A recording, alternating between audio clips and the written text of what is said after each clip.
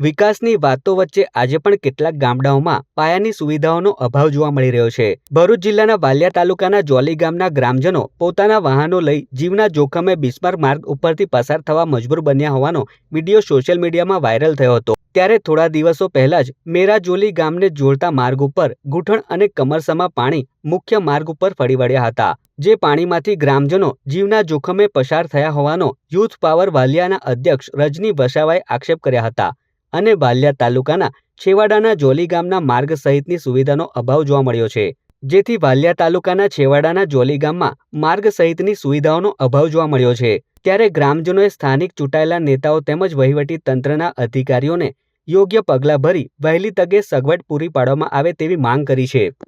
અમારા રસ્તાનો પ્રોબ્લેમ છે, અમારો રોડ બન્યો નથી। આજે 20-25 વર્ષથી રોડ બનાવેલા પણ ખાડા ટેકરા છે બધા, એનો રિપેરિંગ કર્યું નથી।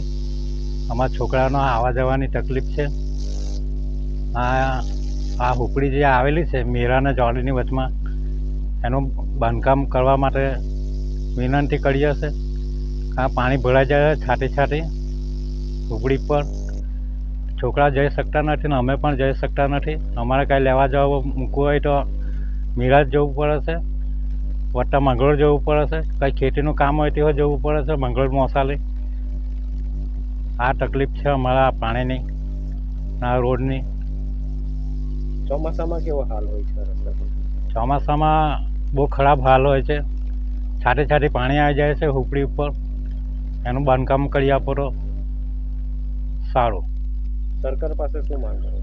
સરકાર પાસે આ રોડ રિપેરિંગ, આ હુપડી બનાવી આપો તો સારું એમ માટે હું તંત્રને અને રાજકીય નેતાઓને અપીલ કરીશ કે ત્યાંનું ગામ પણ વાલિયા તાલુકામાં જ આવે છે, કોઈ ભૂલી તો નથી ગયું ને। એનું ગામનો વિકાસ થવો જોઈએ, ત્યાંના લોકોને ન્યાય મળવો જોઈએ અને જે ખરાબ રસ્તાનો સામનો કરવો પડી રહ્યો છે એનું પણ સારવાર થવી જોઈએ, નવો રસ્તો બનવો જોઈએ।